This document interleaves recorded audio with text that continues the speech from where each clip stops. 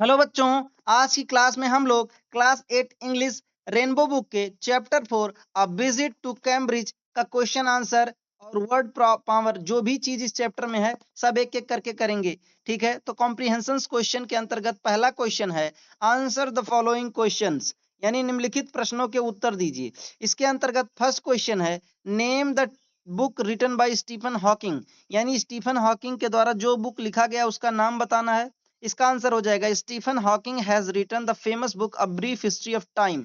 ठीक है, ये इसका आंसर हो जाएगा। सेकंड क्वेश्चन देखते हैं। सेकंड क्वेश्चन है what make the differently abled people stronger according to the author, यानी ऑथर के हिसाब से जो शारीरिक रूप से अपंग होते हैं, जिनकी शरीर उतनी अच्छे से नहीं होती है जैसे सबकी रहती है, तो उनको क्या स्ट्रांग बनाती है, कौन सी चीज है जो उनको मजबूत बनाती है। तो अकॉर्डिंग टू ऑथर, ऑथर के हिसाब से the thing that makes differently able people stronger, वह चीज जो डिफरेंटली एबल पीपल को स्ट्रांगर यानी मजबूत बनाती है, somebody like them achieving something huge। ठीक है, कि कोई बहुत ज्यादा अचीव करता है, ह्यूज। ठीक है, यही चीज उनको स्ट्रांगर बनाती है। सी क्वेश्चन है what is scientist message for the disabled, disabled के लिए साइंटिस्ट का क्या मैसेज है। तो इसका आंसर हो जाएगा the scientist gave a message, scientist message देते हैं to disabled, disabled that they should concentrate on what they are good at. वो मैसेज देते हैं कि उन लोगों को उस चीज पे कंसंट्रेट करना चाहिए, ध्यान देना चाहिए जिस पे वो अच्छे हैं। ठीक है, डी क्वेश्चन देख लेते हैं। डी क्वेश्चन है the writer expresses his great gratitude to Stephen Hawking. What is the gratitude for?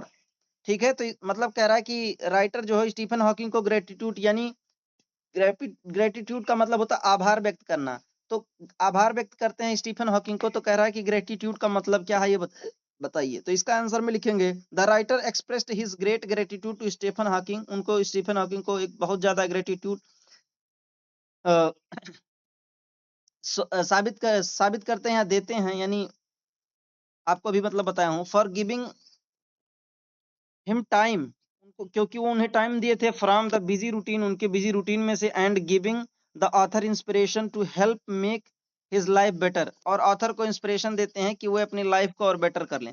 अब वर्ड पावर के अंतर्गत पहला क्वेश्चन देखते हैं। Choose the word from the box which can be substituted for the given sentences. ठीक है, तो sentence से हटाया जा सकता है ऐसे वाक्य शब्दों को लिखना है। डीफ, इलिटरेट, ब्लाइंड, डम, लेम। वन हु कैन नॉट सी, उसको ब्लाइंड कहते हैं, जो देख नहीं सकता उसको अंधा कहते हैं। ठीक है, one who can not here, जो सुन नहीं सकता उसे डीफ कहते हैं। One who can not speak, उसको डम कहते हैं। ठीक है, जो बोल नहीं सकता उसे डम कहते हैं। One who can not walk, उसे लेम कहते हैं। ठीक है, उसे लेम का मतलब होता है लंगड़ा। ठीक है प्यारे बच्चों। अगला है one who can not read और राइट, वह जो पढ़ नहीं सकता लिख नहीं सकता उसे इलिटरेट यानी अनपढ़ कहते हैं। ठीक है, सेकंड है look at the following words, नीचे के शब्दों को देखिए। Walk, stick. ठीक है, देख लिए। Can you create a meaningful phrase using both these words, इन दो शब्दों का प्रयोग करके आप लोग एक मीनिंगफुल फ्रेज बना सकते हैं, एक वाक्यांश बना सकते हैं जिसका कुछ मतलब निकलता हो। It is simple adding the verb and use it before noun, यह बहुत आसान है अगर verb adding the verb and use before noun, noun से पहले वर्ब का यूज करके। Put an article at the beginning, और शुरुआत में एक आर्टिकल जोड़ना है। आर्टिकल माने ए एन दा जो होता है। A walking stick. Now make 6 such phrases using the word given in the box, तो जो बॉक्स दिया है इसका प्रयोग करके 6 फ्रेज बनाना, जैसे read session, smile face, revolves chair, walk tour, dance doll, win change. ठीक है, तो इसका हम लोग आंसर में लिखना शुरू करेंगे। अ रीडिंग सेशन, ठीक है, ये फ्रेज हो गया। अ स्माइल फेस, ये फ्रेज हो गया। रिवॉल्व चेयर, ये एक हो गया। ठीक है, अ वॉकिंग टूर, ये भी एक हो गया। अ डांसिंग डिल, ये भी एक हो गया। अ स्विमिंग चांस, ये भी एक हो गया। ठीक है, तो ये हो गया। चलिए नेक्स्ट क्वेश्चन देखते हैं। Language practice. लैंग्वेज प्रैक्टिस के अंतर्गत फर्स्ट क्वेश्चन है यूज नाइदर और nor to join the pair of sentences given in bold. Neither और नॉर का प्रयोग करना है। नाइदर माने ना और नॉर माने ना ही। ठीक है, इनका प्रयोग करके सेंटेंसेस को जोड़ना है। One has done for you, एक आपके लिए किया गया है। ठीक है, जैसे I do not eat candy, I don't eat cake, तो इसका हो जाएगा neither neither do I eat candy nor cake. ठीक है, ये किया गया है हमारे लिए। अगला करेंगे I do not like John, I don't like Peter, neither I neither don't I like John nor Peter। अगला हो जाएगा he did not come, he did not call, तो इसका हो जाएगा neither did he come nor call। ठीक है, अगला है he does not drink, he does not smoke, neither he drink nor smoke, ना ही वो पीता है ना ही स्मोक करता है। ठीक है, she did not, I'm sorry बच्चों, she did not like Rome, उसे रोम नहीं पसंद है। she did not like Paris, ना उसे पेरिस पसंद है। तो इसका हो जाएगा neither did she like Rome nor Paris। ठीक है, नेक्स्ट क्वेश्चन देखते हैं। सेकंड क्वेश्चन है यूज ऑल और बोथ इन ब्लैंक्स, खाली जगह पे या तो ऑल का प्रयोग करना या तो बोथ का प्रयोग करना है। टेल योर पार्टनर, अपने साथी को बताओ व्हाई यू चूज वन और द अदर, आप एक के बदले दूसरा क्यों चूज करते हैं, ऐसे बताना है। He has two brothers, both are lawyers, यहाँ पर बोथ रहेगा, उसके पास दो भाई हैं और दोनों वकील हैं। ठीक है, more than more than 10 persons called, all of them wanted to see। ठीक है, मोर देन 10 persons called यानी 10 लोगों से अधिक बुलाए गए, all of them wanted to see you, और सब तुम्हें देखना चाहते थे, तो यहाँ all रहेगा। they all cheered the team, वे सभी लोग टीम को चीयर करते हैं। both her parents are teachers, उसके दोनों माता पिता टीचर हैं। ठीक है, how much have you got, तुम कितना पाए हो। Give me all of it, मुझे सब दे दो। ठीक है, आगे देखते हैं use of let and lets. Lets का प्रयोग कब होता है, without an apostrophe, without an apostrophe.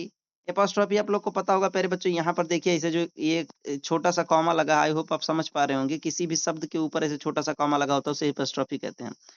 In singular form of verb lets meaning to allow और परमिट, इसका मतलब होता है किसी चीज को करने की इजाजत देना या परमिशन देना। अगर लेट्स लिखा है, ठीक है, विदाउट एपोस्ट्रॉफी, जिसमें एपोस्ट्रॉफी नहीं है, देखिए यहाँ पर बीच में, यहाँ पर ऊपर कॉमन नहीं है। ठीक है, example see let's the dog out every morning, वह कुत्ते को हर सुबह बाहर जाने देती है। ठीक है, लेकिन अगला जो है लेट्स, ठीक है, विथ एन एपोस्ट्रॉफी, जिसमें एपोस्ट्रॉफी है, इन शॉर्ट फॉर्म कॉन्ट्रैक्शन, जिसको कॉन्ट्रैक्शन कहते हैं यानी छोटा कर देना, लेट अस का छोटा फॉर्म है ये लेट्स। ठीक है, विच यूज्ड फॉर सजेशन और रिक्वेस्ट, जिसे सजेशन के लिए यानी कोई चीज बताने के लिए, रिक्वेस्ट यानी आग्रह करने के लिए। It is similar to the meaning of we should, यह वी शुड के मीनिंग से सिमिलर है। Example let us learn more, इसका उदाहरण है। चलो थोड़ा और याद करते हैं। ठीक है, थोड़ा और सीखते हैं। Now complete the following sentences using let's और लेट्स। ठीक है, his mother let's him watch TV till midnight, तो यहाँ पर लेट्स रहेगा यानी उसकी मम्मी उसे अलाउ करती है, परमिशन देती है कि रात को वो मिडनाइट तक टीवी देख सकती है। Let's hope for the best, चलो अच्छे की आशा करते हैं। ठीक है, तो यहाँ पर देखिए, यहाँ अगर आप थोड़ा सब मेरी बात को समझोगे, यहाँ रिक्वेस्ट की बात हो रही है। ठीक है, तो रिक्वेस्ट के लिए लेट्स का प्रयोग किया जाएगा। अगला है let's see what is on the मेनू, चलो देखते हैं कि मेनू में क्या है। ठीक है, the teacher let's the children play, बच्चों को टीचर खेलने की इजाजत देते हैं, परमिशन देते हैं। ठीक है, she lets his dog to out, go to out, तो वह अपने कुत्ते को बाहर जाने देती है। ठीक है, जाने देता है। लेट्स गो फिशिंग, चलो फिशिंग के लिए चलते हैं। तो यहाँ पर आप लोग का चैप्टर खत्म हो रहा है प्यारे बच्चों। आई होप आप लोग को इस चैप्टर का सभी क्वेश्चन आंसर अच्छे से समझ में आ गया है। अगर आपको कहीं कोई दिक्कत हो रही है तो आप कमेंट करके पूछिए, मैं आपको रिप्लाई दूंगा। थोड़ा इसके लिए मुझे माफ करिएगा, क्योंकि मैं जो है आज मेरा गला थोड़ा गड़बड़ है। आप लोग मन लगा के पढ़ते रहिए, मिलेंगे अगली क्लास में।